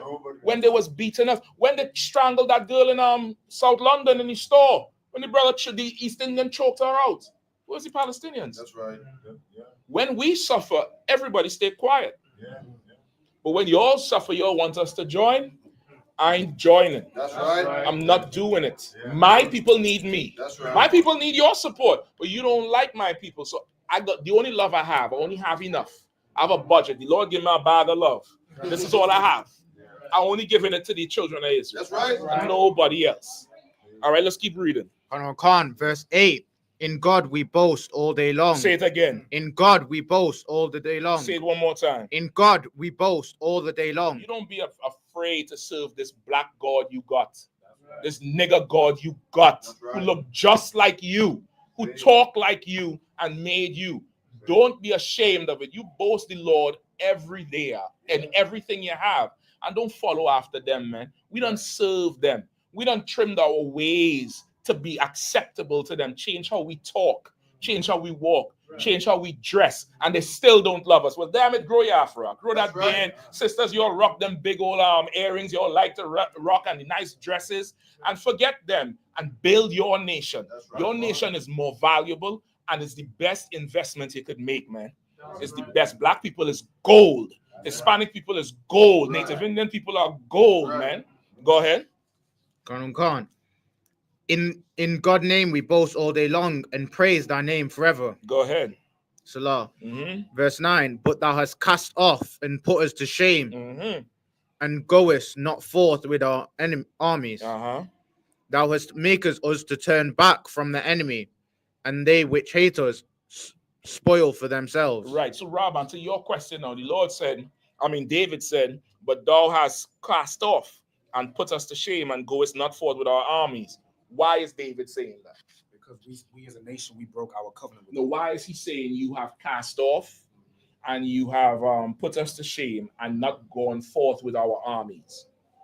Because at this time, the other nations must have been, we are no longer under the law's protection. So okay, make it simple. Why would David say you have not gone out with our army? Our army is going out to do what? To fight against the other And nation. then you're going to fight with us. Raise your hand, though. Yeah, I feel you. That's that old warrior spirit coming right back. You get it? But hold on one second. Let me get Rob on, all right? So the armies went out to do what? To fight. To fight. And David is saying you didn't go out with the army because the Lord would go with us. Meaning, what's the proof the Lord went with us in a fight? Simple.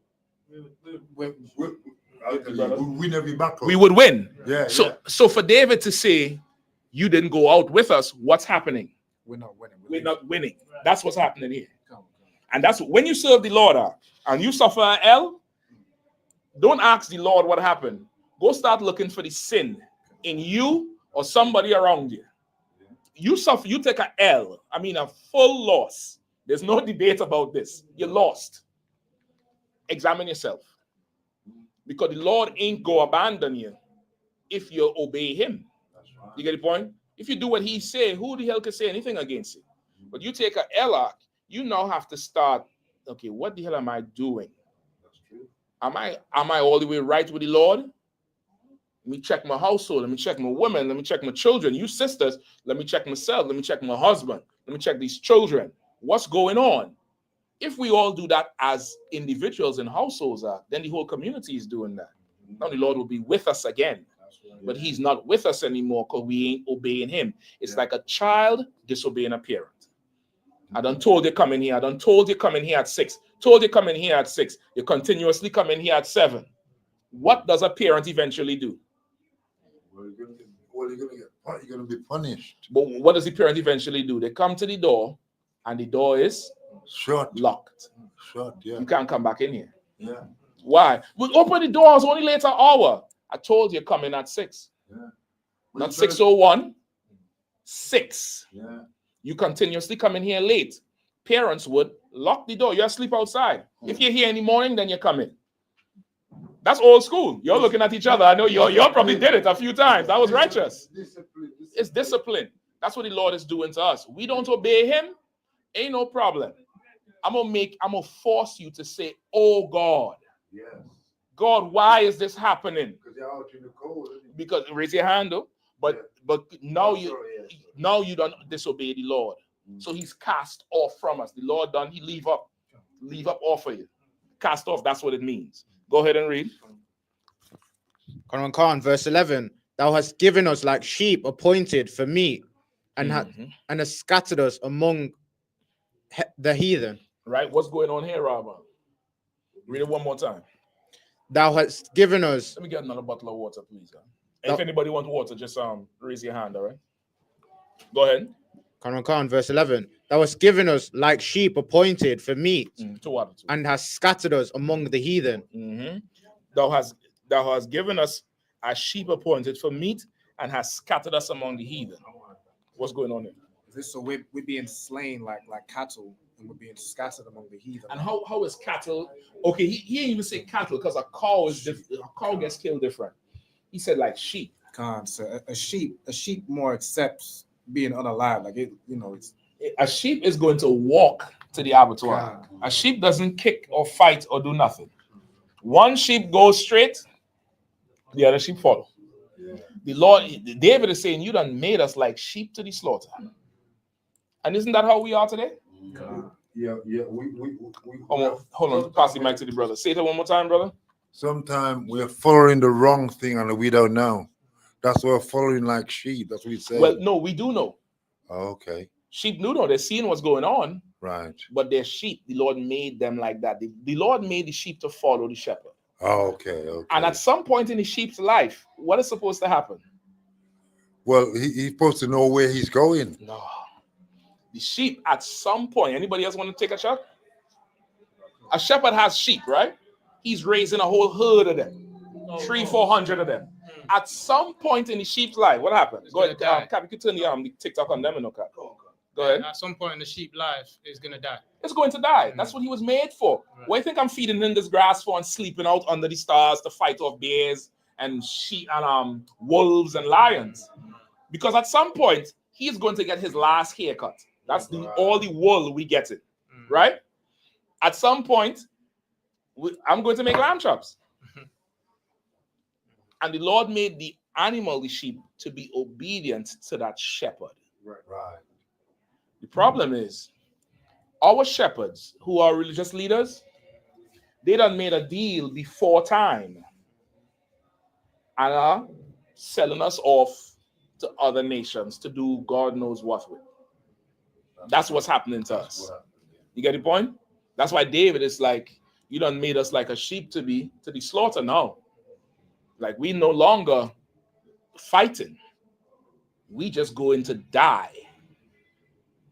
No, we scattered amongst the heathen. And ain't we scattered? Yeah. Right now, the Caribbean is owned by who? Chinese. Yeah. Say it again. The Chinese. Next time, raise your hand, all right? Yeah. But the Chinese own the Caribbean. Right. They own Jamaica. They own Trinidad. They own Barbados. They own Mexico. They own South America. They own everywhere. Come on, brother, had something to say. Go ahead. Yeah, because even on my small island of Barbuda, the Chinese are there because it seems like they want to do exactly what the Europeans and Americans did by when they went into Africa and took us and took all the gold, the silver, and all the mineral wealth. But they want to do more or less the same thing to be able to be bigger than America. That's exactly what the Chinese are doing.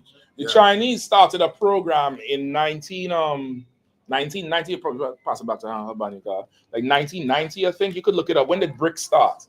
BRICS is Brazil, Russia, India, China, and South Africa, right? The BRICS alliance, which is they want to become the new US, the new America. They want to be in charge of all the oil. Everything. And it's fine. It's good to want to be in charge. The problem is we never want to be in charge. That's right. We just rather follow. Because being in charge means two things: work and accepting responsibility. And Black people, Hispanic, and Native Indians, I have a qualm with us. We don't want to work and we don't want to accept responsibility. We want somebody else to blame, but we never want to blame ourselves. These brothers in here, we blame ourselves for our neighborhood. That's why we on the street corners teaching. That's why we travel and go everywhere teaching, because we know it's our fault and we got something to do with it. And part of it being our fault means we had to put the charge the white man as well, because he's facilitating it all.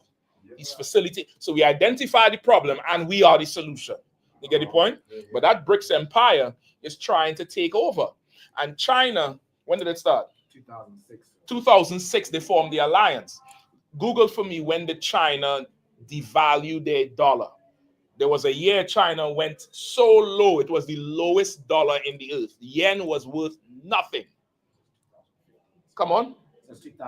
I think it was before that. But what was it? What did they devalue it there? Let's read it out. So read it out. It says the People's Bank of China devalued the Chinese yuan, renminbi. Yen. Yen. It looks like yuan, but it's yen. Yen. Towards the end of 2015. The devaluation was a result of the central bank's inability to maintain the exchange rate after selling almost 25% of its reserves in just over a year. So the first devaluation marked most of the significant drop in 20 years, knocking over 3% of the value against the yen. Prior to devaluation, China's currency had appreciated 33% against the US dollar. It had what? It had appreciated. Appreciated. But I think you're looking up somebody else devaluing. No. Right there. The first thing you read. Just get rid of that. Yeah, the first thing you read there. You said somebody devalued it. The People's Bank of China. The People's Bank of China. But before that, they appreciated more than 30%, right? Okay, you look it up again. China, I think before this, could be late 90s, they started devaluing their yen. Meaning what?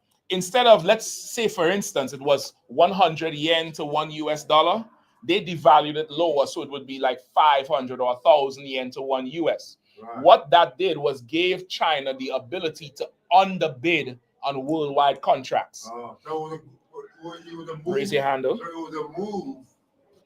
They moved like that because they saw some kind of a progress in devaluing the yen. Okay, they made that move. It was a strategic move that not everybody could do. Only places like China could make those moves, because China is one of the most homogeneous countries in the world, meaning they have something like 98% their population is Chinese. Nobody else is there. True.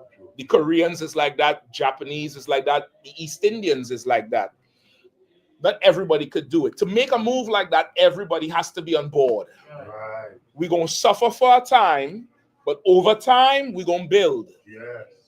And that's what happened. China devalued their dollar so low, things would have gotten more expensive in China. However, on worldwide projects, China could bid high, it would still be cheaper than the competition who's bidding. Right. So now let's just say there's a contract worth $1 million, the expense of it.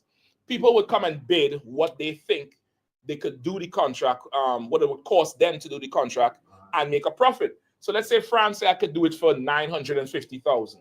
Spain come and do it for 800,000. China say, I'll do it for 1 billion yen. But when you transfer that, because they devalue their money, it's big money for them. Yeah. But when you transfer that, that's probably about 250 British pounds. Yeah. They're going to win the contract. Still, And that's why China is building the toll road in Jamaica. China done took over the Pitch Lake in Trinidad. China is doing a ton of construction in third world countries because no matter how high they go, the dollar is so low, the person who owns the contract, it makes sense to just give it to the Chinese. Yeah. And there's a billion of them, so they could send workers. You get the point? Yeah. As a people, they decided to strategically take the world by storm. And that's how they're able to get that type of power now and be in charge. You get the point? So the Chinese, we scattered amongst them. We scattered amongst, the Americans. We scattered amongst the French. Haiti still part of the French colonial islands. Haiti, Martinique, Guadeloupe, French Guyana. We still all over. Go ahead, brother. Congo as well. Well, Africa, we ain't African, so that's their problem. You get the point? Right, okay. We the children of Israel. We not African. Right. The Africans still this day still haven't helped us. What has the Africans done for our people? Right. Nothing. That's right. You have this movement now called Afrobeats with Burna Boy and all these African artists, and they really just stole Judite jazz and R&B music and Benjamite dancehall and reggae and put it together and say this is brand new music. That ain't no brand new music. You stole it. And you're making big money off of it now, and then you want to turn around and talk shit to us. This year is called the African Caribbean Center. Which African fought in Leicester for black people? That's right. It was us who was fighting the cops for the Pakis. What are you talking about? We need to start to separate from these nations, man. And we ain't got to be violent with them. And this is what you would find. As soon as you start to love your own and support your own, they'll get violent with you. That's right. And that's to show you how valuable you are. That's right. They'll fight you for you wanting to love your own. They'll hate you for it. And the sad part is, some of our people would fight us for it too. Some of our people are so, through the witchcraft and the Stockholm syndrome, love the oppressors and can't see a day without serving them. And we scattered amongst these nations, man. We into Islam, we into Christianity, we into Africanism, we follow the Ethiopians with the Rastafarianism. We following everybody but God. That's what David's saying here. You understand? Go ahead. Did you have some more? It's only coming up with 2015. Don't sweat. Don't even worry about it. Go ahead. Quran, verse 12. Read over that last verse before. Quran, verse 11. Thou hast given us like sheep appointed for meat, and hast scattered us among the heathen. Thou sellest thy people for naught, and dost not increase thy wealth by their price. Right, thou sellest our people for naught, and don't increase our wealth by our price. Aren't we sold to these nations? We were sold into slavery. We're being sold right now today. We in the islands, and some islands are still paying taxes to the British Crown. Still today. And even if they're so-called independent, there's still some sort of courtesy tax that's being collected. We sold to them. Now, if you sold, shouldn't some profit come? We get no profit. They just found, how much? 300 trillion cubic feet of oil and gas in Jamaica. You all heard about that? You all didn't even hear about that. They kept that a secret. You know why? Because they plan to steal it.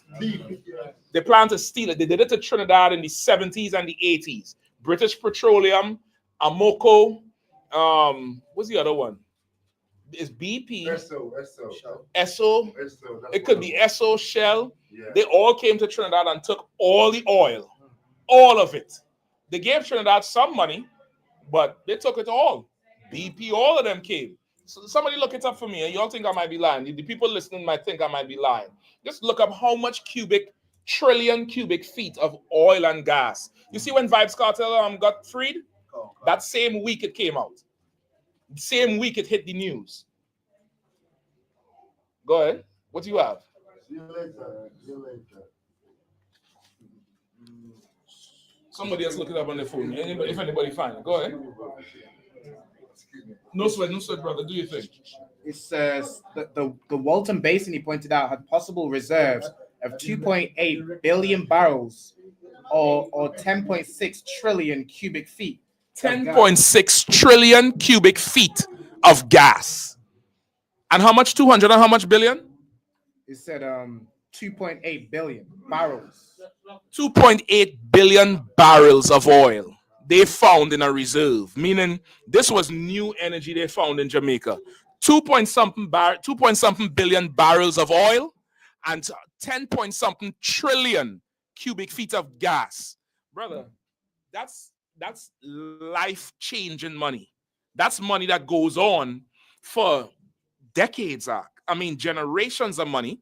And Britain and all those European countries are plotting to go take it. You got some more? Nah. Nice and read it again, nice and loud for me. Come. It says Come on. That he pointed out here possible reserves of 2.8 billion barrels of oil or 10.6 trillion cubic feet of gas. Go ahead. Any more? Click the article. I need to hear what they're saying about how Britain and them is coming in to steal your oil. That's what I want. Let me know when you find it. Go ahead, read out, please. Nice and loud, all right? Verse 13.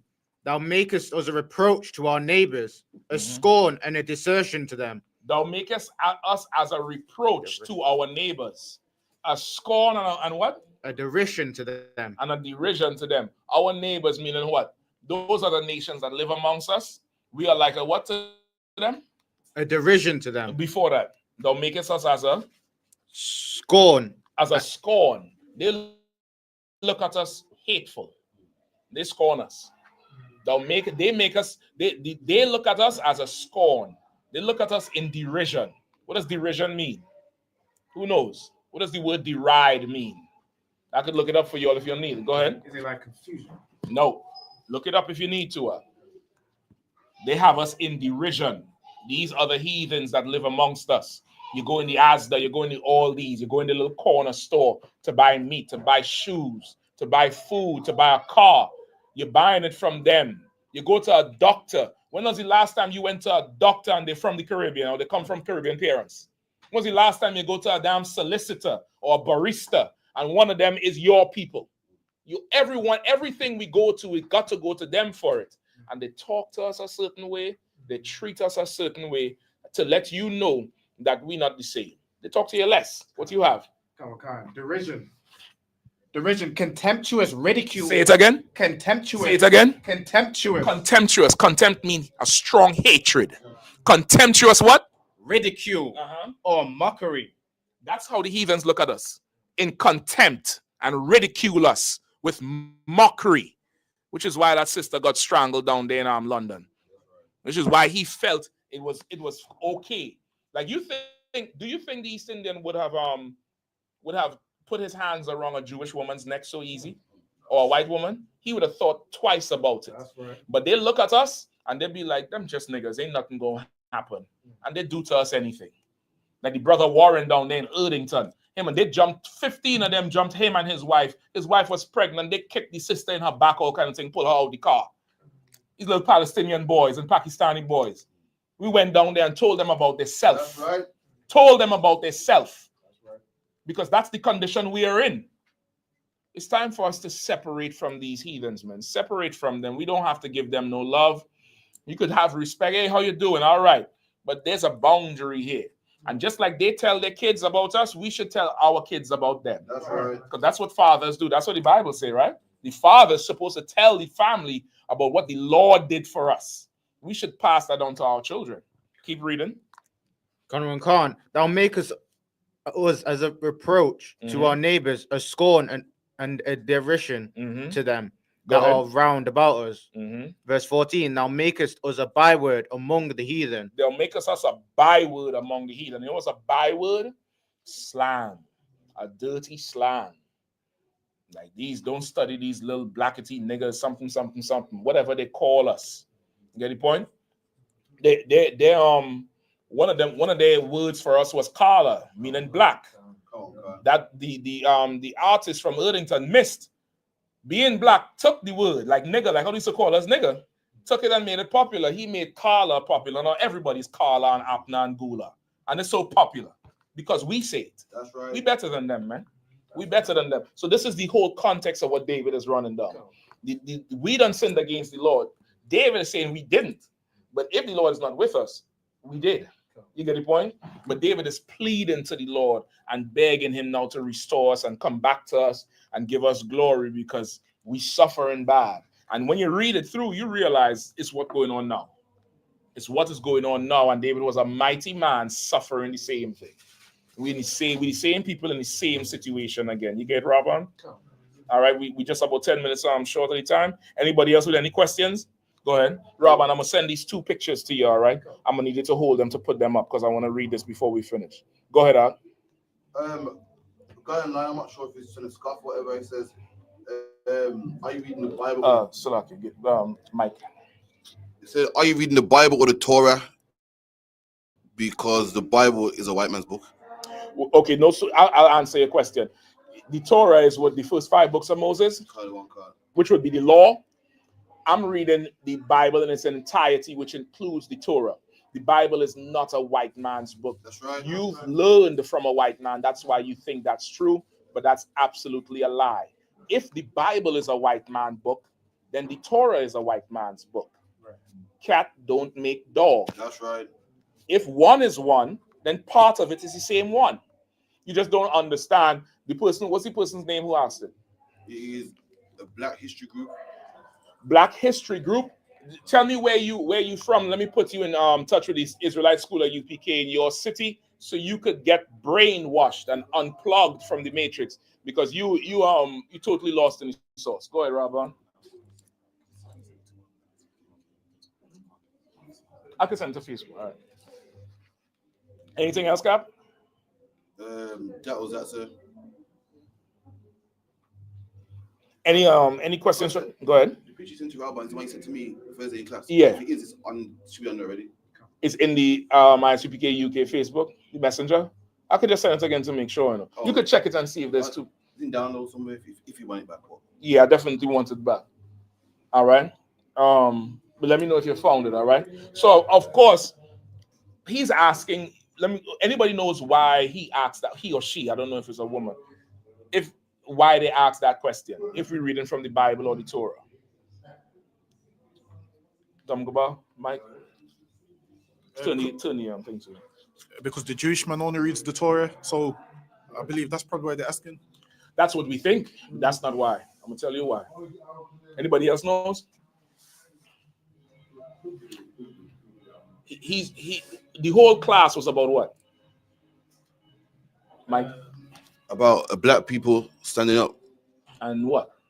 And coming back to our heritage, which is the scriptures. So he's trying to say, well, you nicely it up. The whole class was about separating ourselves from filthy heathens. That's right. And how they are less than us and we better than them. And we're going to rule. The whole class was about how much God prefers us. This is either a heathen who's in his feelings or an Israelite, meaning a black, Hispanic, or Native Indian person, who this class is a little too rough for. That's right. It's a little too bravado and masculine. It's too aggressive. So surely you can't be reading from the Torah because the Torah isn't that aggressive. You got to be reading from the white man's because the white man's an animal. When the Torah said cut heads off. That's right. When the Torah said stone a whore to death. That's right. So what could be more aggressive than the law? But what we say in this person more than likely doesn't like. Maybe it's a genuine question of what you're reading from, possibly. But this is the topic. This is the spirit of Christ. Give me Luke 19. You'll know what I want. Austere man. Whoever knows where it is, find it for me. You found those pictures yet? No sweat. You need to say it early because I'm going to need them soon. I could forward them to you right now. You know what? I'm going to forward them to your WhatsApp and you could just take it from there. All right? I'm just forward them to your WhatsApp and then we take it from there. All right? Who have it? Who has your austere man? Young brother, you know where that is? Give me Luke 19. Give me Luke 19 and 27. All right, I just sent it to your WhatsApp. 19 and 21, skip up to 21. It's going to take a little while, I guess, for the with the Wi-Fi shit. Right. Cap, could you send it? Oh, no, you on the thing. Yeah, you just tell them where it is. Is it any downloads? Or one of them came to yours. One of them came to yours. It's probably coming over now. Yeah, he have it now. So you can send it to the Oh, you found it? Yeah. All right, go ahead. Read, please. Luke chapter 19, verse 21. Uh-huh. For I fear thee, because thou art an Austria man. All right. Read up to 19. Let's start at 19. And he said likewise to him, be thou also over 5 cities. Mm-hmm. And another came, saying, Lord, behold, here is thy pound, which I have kept laid up in a napkin. Right. So he told one brother, be thou over how many cities? 5 cities. 5 cities. Because what? This was the parable of the talents. Right. Let's get ready to be put up. All right. This was the parable of the talents, where one man, he left money for some servants. Each servant got 1 talent or one group of money. And one servant multiplied his own 10-fold. Another servant multiplied his own 8-fold, 5-fold. And he told each of the men, you have did well. Because you multiplied it 10-fold, you did something with what I gave you. You're going to be over 10 cities. You're going to rule over 10 cities. So now you get to be in charge of 10 cities and run 10 cities. That's power. You got people today shaving their face, shaving their head, putting on a suit and tie, trying to talk like the white man to get an office in the mayor's office. And they're happy with that. I want to rule the world, Negro. That's right. I want to decide who gets rice. And that's what I want to decide. Who gets water? No, he went to the last one. And the last one said what, 19 and 19? And he said likewise unto him, be thou also over 5 cities. Right, that's the one before, right? So he multiplied it 5 times. He said, you get 5 cities. Keep going. And another came, saying, right, Lord, this is the last one. Go ahead. Behold, here is thy pound, which I have kept laid up in a napkin. After years, one of them came with the same pound, the same talent that the master gave to him, and he said, here, I've kept this for you for so long. This 1 little penny or 1 pound I've kept for you. In other words, this person did nothing with what their master gave them. Gave them something that had power. They could have went and flipped it. They did nothing. Keep going.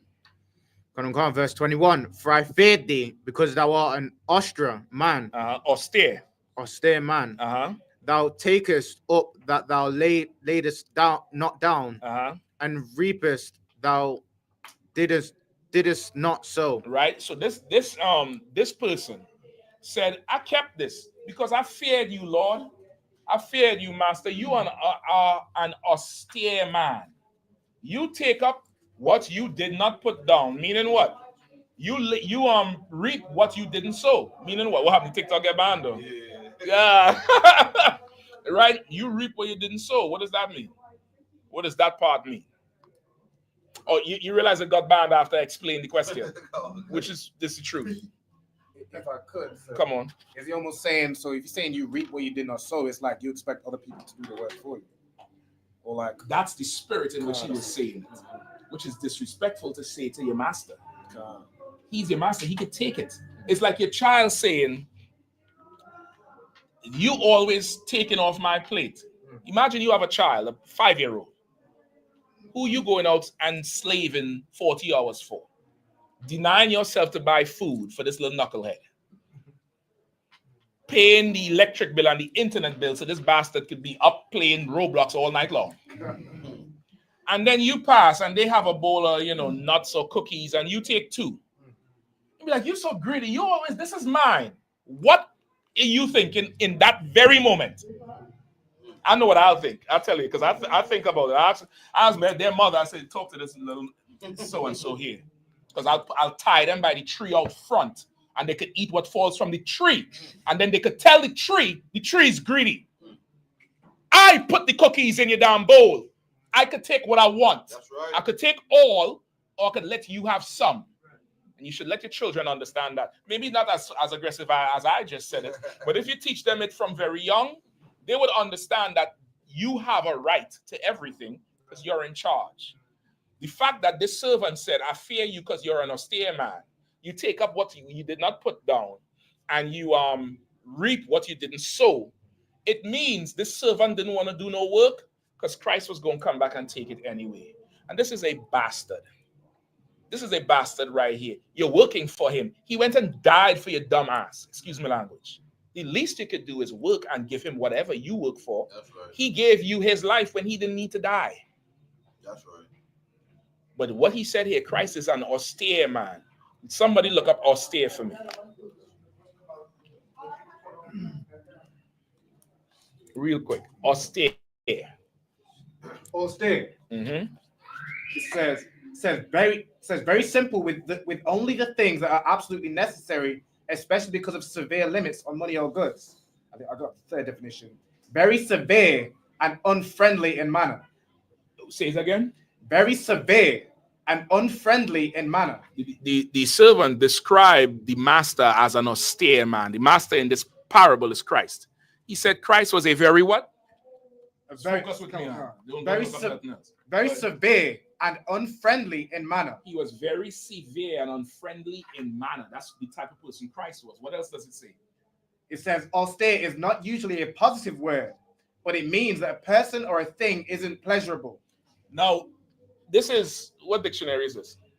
This is, I think it's the Cambridge Dictionary. The Cambridge Dictionary, the UK, Britain. It says it's not usually a pleasurable word. It's not friendly. Because UK wants you to be friendly and talk jolly. And you get a tenner and a penny. And then what else do they say? A copper. And this is just friendly and jolly. Not disciplined and austere. And we need discipline and austerity. That's what we need. We're the type of people that need that. You get the point? That's who we are. That's who Christ was. If you ever wonder why Britain hates the Israelite school of I.S.U.P.K, or hates the brothers on the street talking, or the public says we're too aggressive, it's because they hated Christ. Because he wasn't friendly to them. He wasn't nice and, hey, how you doing, lad? Are you okay? Do you want a spot of tea? That wasn't Christ. Right. Christ was saying, you the devil and you're oppressing my people. You want me to be nice? Let my people be free. Right. That was Christ. Right? The definition of austere is severe or firm in look and manner. That's what severe means. That's who Christ was. Give me some more. Keep reading. Come, verse 22. Mm-hmm. And he saith unto him, out of thine own mouth will I judge thee, thou wicked servant. Thou what? Thou wicked servant. Thou what? Thou wicked servant. What is a wicked servant? In a nutshell. A man that don't want to serve. A man that will not work. And what work am I talking about? This work of the Lord. Meaning, you come to the Lord and the Lord gives you the knowledge, the wisdom, his knowledge and wisdom, his spirit, and you don't want to work, you are a wicked servant. You're an evil servant. And he said, just by that, I'll judge you. And the Lord went on to say, you ain't getting nothing no more. And anything you have, since I'm so austere, and I would have taken what I didn't deserve, I'm taking everything you have and I'm giving it to the ones who do work. That's what Christ said. Now, let me give you some more about Christ. Historically, because people say the Bible is, fairy tale and Christ wasn't real. Let me give you some more. If you don't mind, I'm going to pass this mic to the brother here, all right? Pull up the picture, the cover of the book, all right? Now, this book here, you probably may not see it. Cap, if you had a picture, you could pass it around so they see it.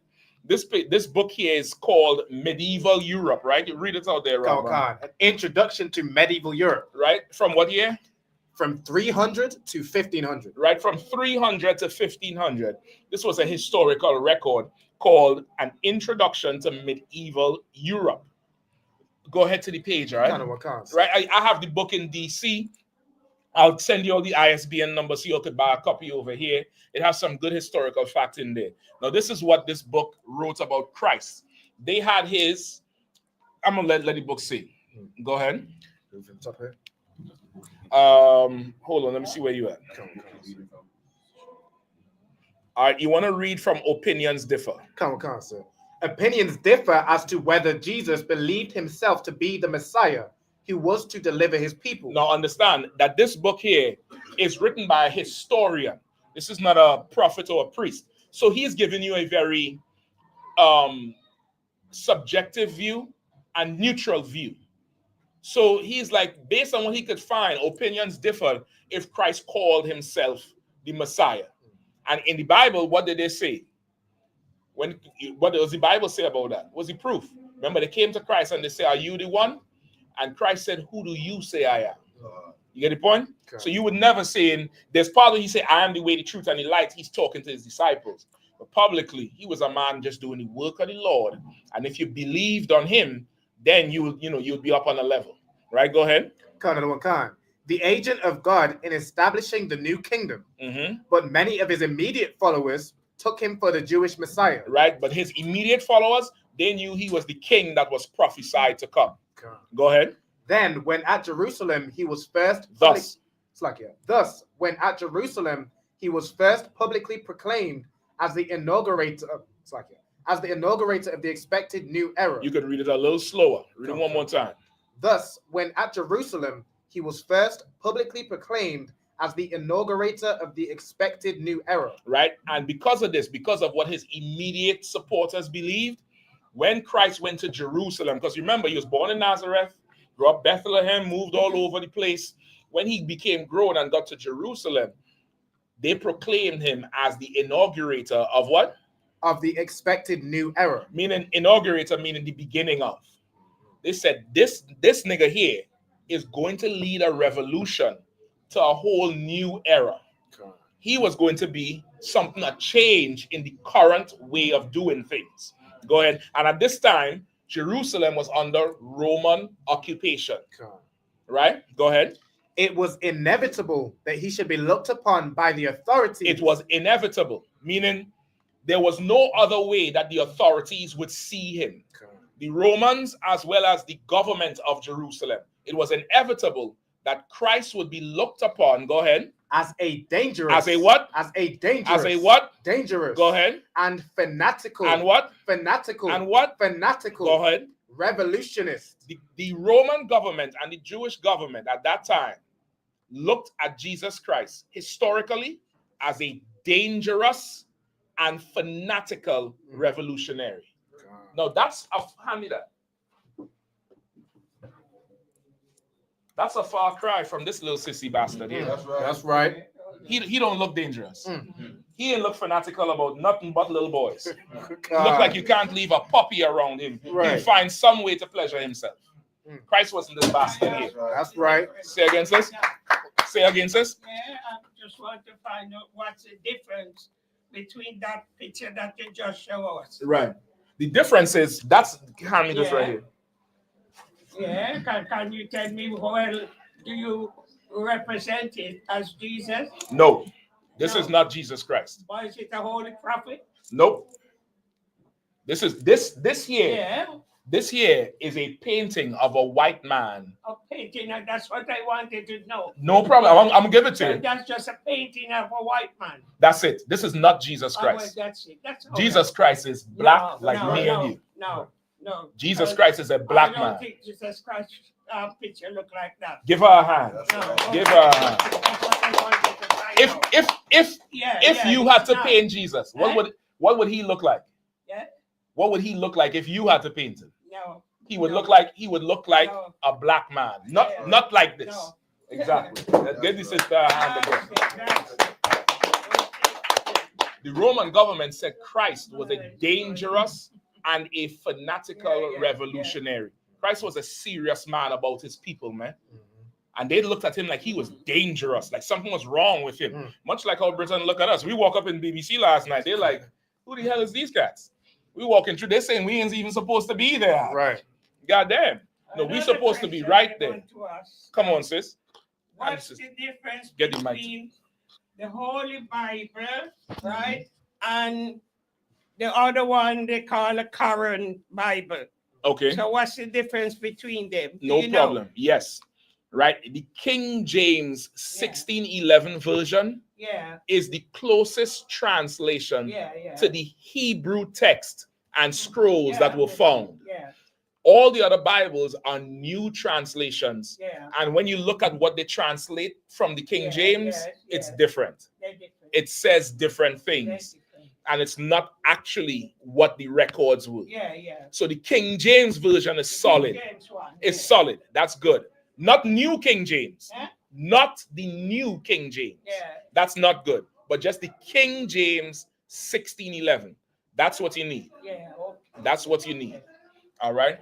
So they looked at Christ as a revolutionary, meaning what? Christ today would have been an enemy of the state. That's right. That's right. They would treat him like he was an enemy of the state. They said, read the part again, huh? Khan.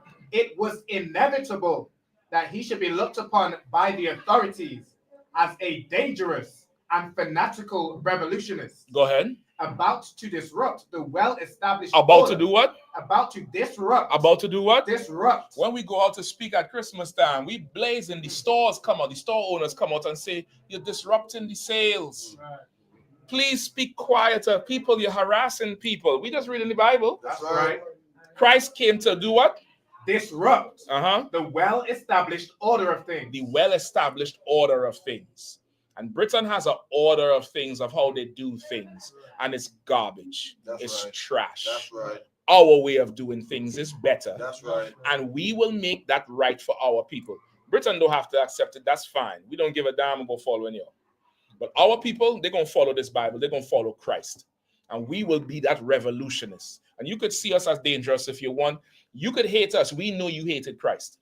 We understand you hated Christ because he was austere and you don't want to do no work and you don't want no accountability for it. And you don't want to go out there and be looked at like you're dangerous and fanatical. I want it. I want it. Not for a carnal reason, because I know me looking like that means my people have a future. If you look at me as I'm friendly to you and I'm a good citizen and you could, you be down with that, I know my people are going to suffer. I know that part. Keep reading. Come on. He was consequently arrested. He was consequently what? Arrested and crucified. Mm-hmm. The movement behind him did not die with him. No, that's it. And that's why we're here today. That's right. Christ was arrested because he was a dangerous and a fanatical revolutionary. Christ was going to disrupt the well-established order of things. And that's why they don't want black men to speak. That's why they don't want us learning this Bible. They don't want us knowing the Jews is black. That's why that educated fool last night on BBC said what? Don't wait on Christ to come off the cross to save you. Negro, not only am I not waiting, because Christ done came off the cross, I'm following him. And I'm teaching men to follow him. And these brothers done raised up and done married and had families and children because they follow Christ. That's right. That's who we follow, man. And you will look at us like we dangerous and fanatical and revolutionary too, because we follow him. And the movement didn't die with him. It lived. It lived. And he's living too. You don't like Christ because you really don't want to change. Because of what Donald Trump is doing, you're going to have to choose very, very soon. I pray you make the right choice. With that, I pass the class over to who's on to Zap 1. Say again? Oh, Salaki, I have one more thing to do before the class. Go ahead, Karathia. Pass it to Captain Karathia, all right? Okay. Mike? Come on. Quick announcement. Abaniga, please, you can stand.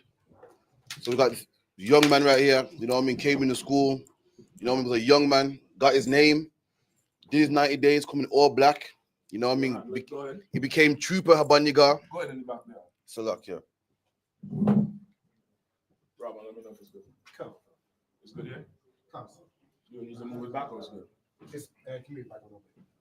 if you stand there, brother, if you could. I could raise it? Yeah. Talk to me. Come. So like this young brother right here, you know what I mean, from Manchester, you know what I mean, got his name, you know what I mean, all black, did his 90 days, you know, Trooper Banyaga, recently passed his officer's test, did excellent on his officer's test, you know what I mean, and today, brother, you're no longer Trooper Habanyaga, we're going to be Officer Habanyaga, man, you know what I mean, keep my hand, man. Do the oil, brother, and then we're going to do that naughty prayer. When I tell you to, say your name loud, okay? Come. Most High Christ. Let's get this on. Ya Baraka Yahweh. Ya Baraka Yahweh. Wa Ya Shemaka. Ya Yahweh. Panyawa. Ayaka. Wa Ya Kanka. Ya Ash. Yahweh. Panyawa. Ayaka. Wa Ya Shemaka. Shalom. Yahweh. Ba'ashem. Yahweh Shai. Barak. Rapah. Magan. Habanyaga. Ba'ashem Yahweh Shai. The water Aman. And what we just said was Yahweh bless thee and keep thee. Yahweh make his face to shine upon thee and be gracious upon thee. Yahweh lift up his countenance upon thee and give thee peace. Yahweh, in the name of Yahweh Shai, bless, heal, shield, protect. Habaniga. Oh man, with that, brother, man. That's right. Outside guys, man. That's right. That's right. Outside guys, man. Come on,